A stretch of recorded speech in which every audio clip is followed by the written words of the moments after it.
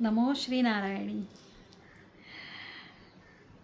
मागच्या वेळेला पाहिलं आपण एक छोटीशी झलक आदिशक्तीची, त्या करुणामूर्तीची मी तुम्हाला तिनं स्वतः देण्याचा प्रयत्न केला. मित्रांनो, आता ही आदिशक्ती गूढगम्य रहस्य आहे, परंतु हे रहस्य आपल्यापासून दूर नाही आहे बरं का.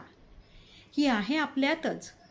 फक्त फरक एवढाच आहे की आपण भौतिक जगात इतकं विसंबलेलो आहोत, इतकं अडकलेलो आहोत की भौतिक जगच सर्व काही आहे हे समजून गेलेलो आहोत. त्यामुळे अंतरंगात एक जग आहे. आपण म्हणतो की जी पिंडी आहे ते ब्रह्मांडी आहे, तर आपण ब्रह्मांडाचंही ज्ञान नाही आपल्याला आणि पिंडाचंही नाही असं मी म्हणेल. आहे काही लोकांना अंश मात्र, पण त्याचा उपयोग आपण करून घेतलेला नाही. कसा बरं? कारण द्वैत आणि अद्वैत ह्यामध्ये आपण कधी घुसलोच नाही आहोत. द्वैत नक्की काय आहे आणि अद्वैत नक्की काय आहे? द्वैतामध्ये आणि अद्वैतामध्ये असं काय साम्य आहे आणि काय असाम्य आहे? द्वैत आपल्याला नको आहे का, की अद्वैत आपण शोधूच शकत नाही का? या फार मोठ्या मोठ्या गोष्टी आहेत आणि बऱ्याच टीका याच्यावर झालेल्या आहेत. मित्रांनो, सहज सोपं आहे. हे भौतिक जगतच त्यासाठी बनवलेलं आहे. हे द्वैत, ही डुॲलिटी अनुभवण्याकरताच आपण आलेलो आहोत. या डुॲलिटी आपण अनुभवूच नाही शकत जर स्त्री आणि पुरुष वेगवेगळे देह धारण करून ती आदिशक्ती जर अवतरी प्रकृती रूपात नाही आली तर हे तिचीच लीला आहे. तर भौतिक हवंच, भौतिकाशिवाय अभौतिकतेचं, नॅचरल प्रकृतीचा आस्वाद ती काय आहे कळणार कसं? नाणं आहे, याची एक बाजूही आहे एक बाजूही आहे. दोन्ही बाजू पाहायला आपल्याला नाणं पलटवावं लागेल.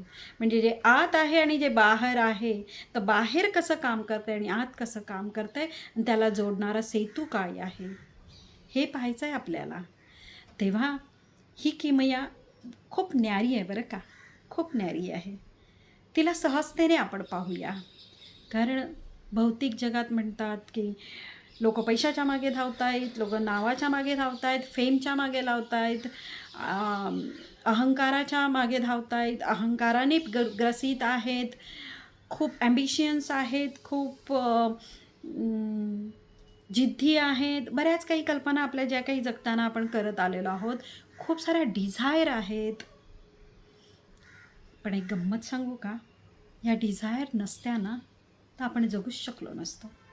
विचार करा ना की स्त्री देह बनवला आहे, पुरुष देह बनवला आहे, पण ह्याच्यात भावनाच दाखली नसती, ह्याच्यात आशाच नसती, ह्याच्यात अपेक्षाच नसती, ह्याच्यात डिझायरच नसत्या काहीतरी होण्याच्या, अस्तित्वाच्या, बनण्याच्या, तर हा विकास झाला असता का? हा ब्रह्मांडीय विकासही नसता झाला. सोबत हा जो काही विकास आहे पृथ्वीवर हाही नसता झाला.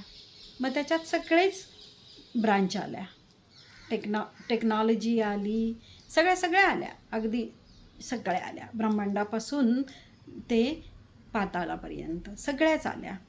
जिथपर्यंत सायन्स जात आहे ते सायन्स जात आहे आणि जिथवर जात आहे आणि ट्रूथला भेटतं आहे तो एक्सप्लोअर करतायत.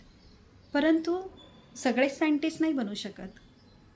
हां, एका ब्रांचमध्ये बनू शकतात, स्पिरिच्युअलिटीमध्ये, अध्यात्मामध्ये. कारण नॅचरली, नैसर्गिकता, प्रकृतीत्वत आपण स्वतः एक सायंटिस्टच आहोत.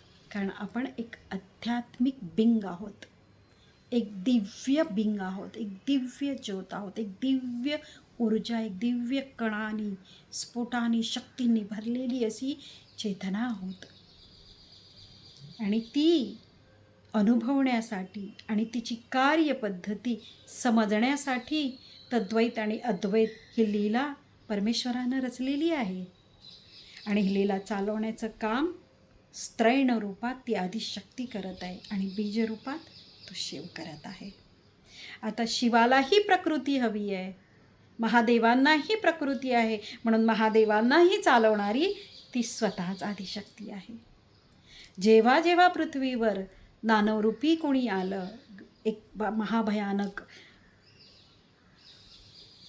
अडचण आली युद्ध करण्यासाठी, देव जेव्हा असमर्थ ठरले तेव्हा काय केलं त्यांनी?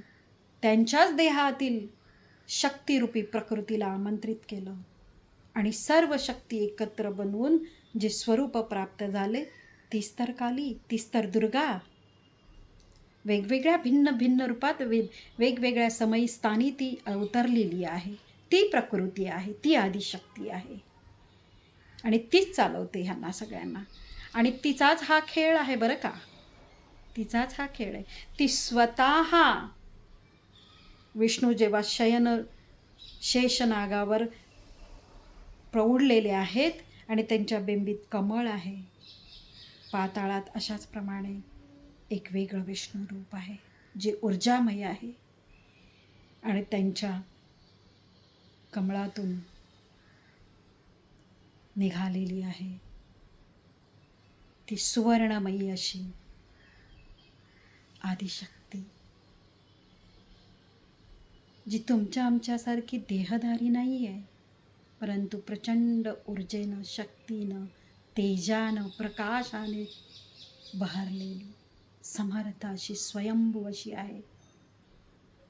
आणि ती तिच्या ललाटावर, तिच्या डोक्यावर तिने काय बरं घेतलेलं आहे? तिने घेतलेलं आहे योनी स्वरूप आणि त्या योनी स्वरूपावर आहे लिंग स्वरूप आणि त्या लिंग स्वरूपावर खेळवणारी आहे नागरूपिणी ऊर्जा. आणि अशा स्वरूपात ती तुमच्या माझ्यात ब्रह्मांडात सर्वत्र आहे. हे तिचं खरं स्वरूप आहे. आणि हे ध्यानाच्या उच्च स्थितीला गेल्यावर प्रत्येक जीवात्म्याला अनुभवतं. ही अनुभूती आहे प्रत्येकाची, प्रत्येक त्या साधू संतांची, ज्याने ध्यानाच्या माध्यमाने, ज्ञानाच्या माध्यमाने, प्रेमाच्या माध्यमाने आणि भक्तीच्या माध्यमाने तिला प्राप्त केलं आहे, जागृत केलं आहे आणि स्वतःमध्येच स्वतः ती बनूनच जगत आहेत. अशी ती परमेश्वरी, असा तो परमेश्वर दोन्ही गुणांनी युक्त आहे, स्त्री गुणांनी पण, पुरुष गुणांनी पण आहे. वन्नेसमध्ये एक तत्वात, एक ऊर्जा, एक चेतना, एक प्रकाश, एक शक्ती, पण काम करते भौतिक ब्रह्मांडात, ह्या भौतिक विश्वात, या ड्युअलिटीमध्ये ही वेगवेगळ्या भिन्न गुणांनी. आणि त्या गुणांना विभागलं आहे आपल्या देहामध्ये, स्त्री गुणांनी, पुरुष गुणांनी. परंतु ही प्रकृती जी आहे स्त्री देहाची किंवा पुरुष देहाची, ह्यात ही दोन्ही रूपात आहे, फक्त पुरुष नाही किंवा फक्त स्त्री नाही. हे पण एक सायन्स आहे. ह्याला समजून घेण्यासाठी पहिल्यांदा आपल्याला भौतिक आणि आदिभौतिक आणि आध्यात्मिक ह्या तिन्ही स्वरूपांना ओळखण्याची गरज आहे, समजण्याची गरज आहे.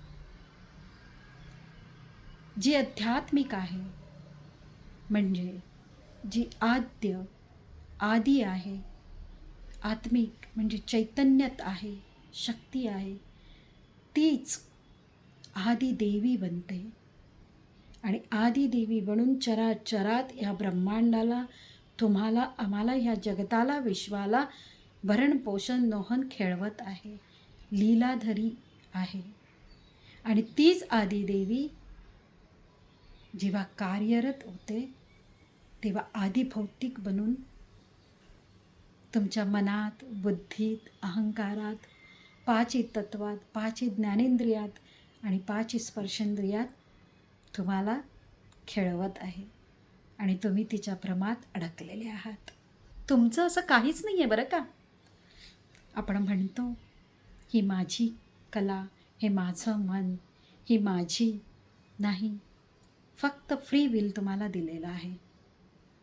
त्या फ्री विलमुळे तुम्ही त्याच्यात अडकलेला आहात.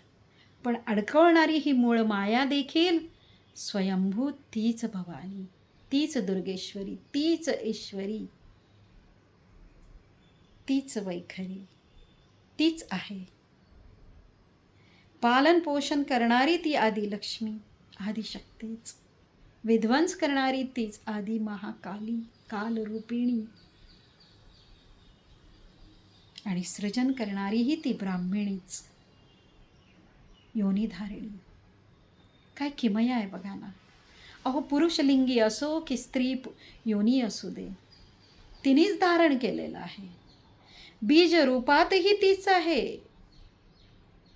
पुरुषांच्या स्पममधून बाहेर पडणारा तो स्पम धातू कण, ती धात्री तीच आहे. तुमच्या माझ्यात पुरुष रूपात वागणारी, पुरुष गुणांच्यात वागणारी, स्त्री गुणात वागणारी पण तीच आहे. मुळात 64 योगिनींनी, 16 कलांनी संपूर्ण युक्त आहे ती. आणि अशा त्या मूळ मायेला आपण शोधण्याचा प्रयत्न करत आहोत, आपण समजण्याचा प्रयत्न करत आहोत आणि तिला पकडण्याचा प्रयत्न करत आहोत. आता तुमच्या बुद्धीत, मनबुद्धीत, अहंकारात तुम्ही तिला किती जागा देता ह्यावर डिपेंड आहे. तुम्ही तिला किती पकडू शकाल किंवा ती तुम्हाला पकडू द्यायला आत्ता तयार आहे का.